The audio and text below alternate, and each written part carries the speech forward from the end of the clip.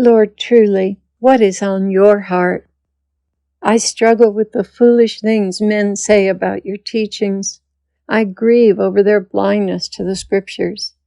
It is as though they have put their salvation into the hands of men instead of into your hands. Oh, Lord. And Jesus began to speak to me.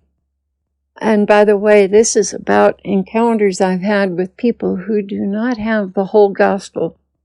They're pretty stuck on the prosperity gospel.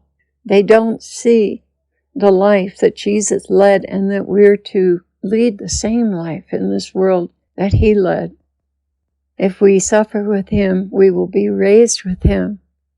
And there are so many scriptures that confirm this over and over again. But men continue to say foolish things about these teachings.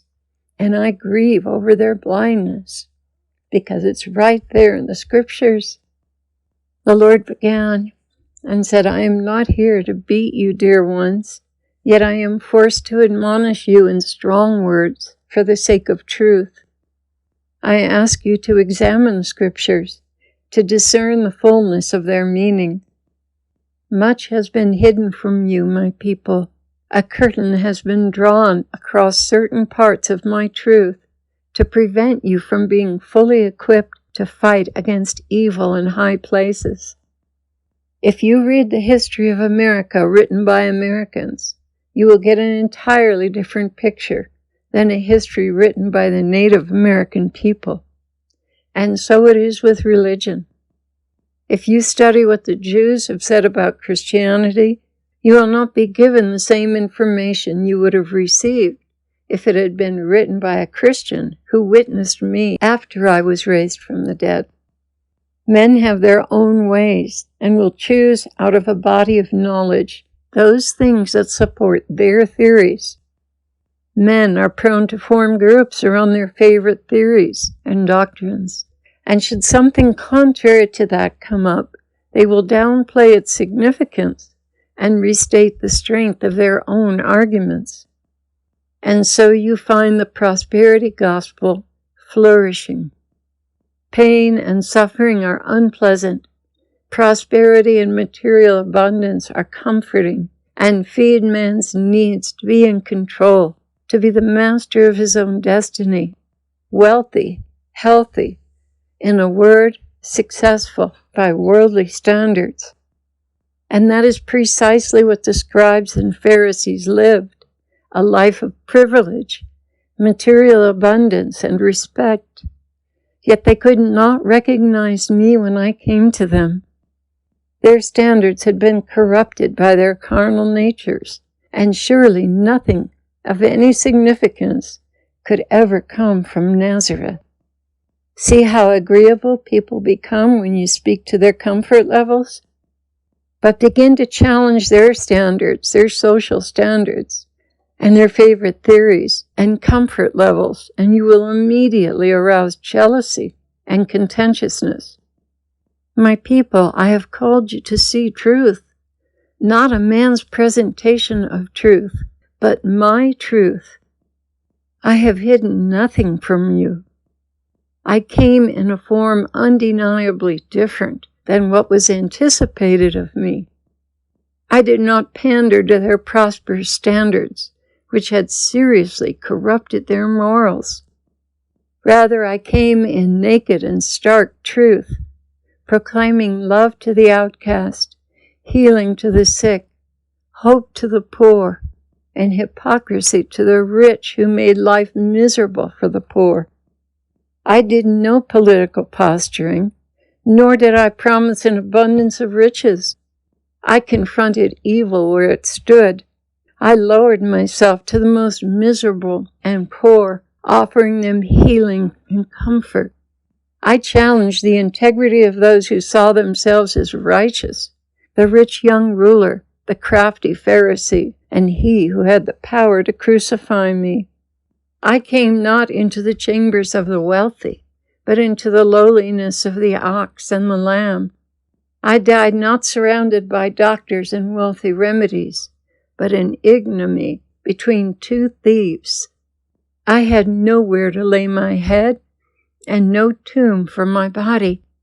I could not have made a more striking statement of what was most important in life than I did throughout my incarnation. But contrast that, my people, with your prosperity teachers who drive expensive vehicles, wear expensive suits, and build elaborate churches. Contrast that to the lifestyle of a minister with a large, wealthy congregation.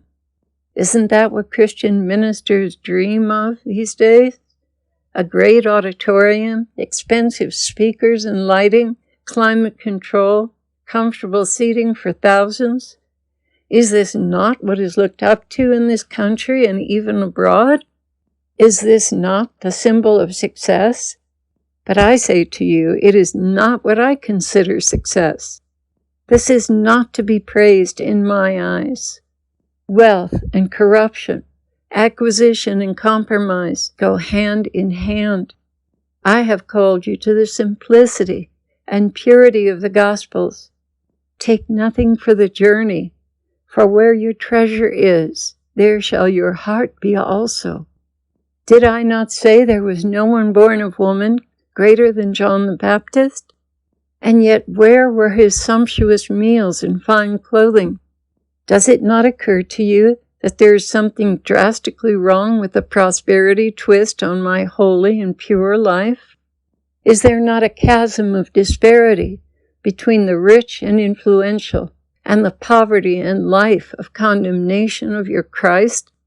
So why is it that no one acknowledges the example I lived before you all? Rather, there is the oft-quoted scripture of the abundant life. Abundant in carnal delights, not in righteousness, peace, and joy.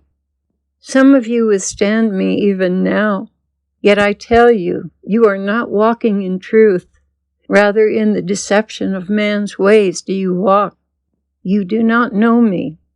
You do not know my ways or my life, or understand what I came to earth to bring. Yet it is all before you in the Gospels from start to finish. Rather, you have chosen to be spoon-fed by doctrines of men, rather than to accept the entirety of my truth, as it is written in the Scriptures. You refuse to go back to the beginning when my apostles taught truth. Truly, you are cafeteria Christians, served up the doctrines of men, while truth is left to languish, because your chefs had their own agenda, their favorite doctrines, which you mistook for truth, because you do not know my ways or my scriptures. Wake up, before it is too late for you. I did not come to feather your nests. I came to heal, to bring peace, truth, and righteousness, not material wealth which corrupts.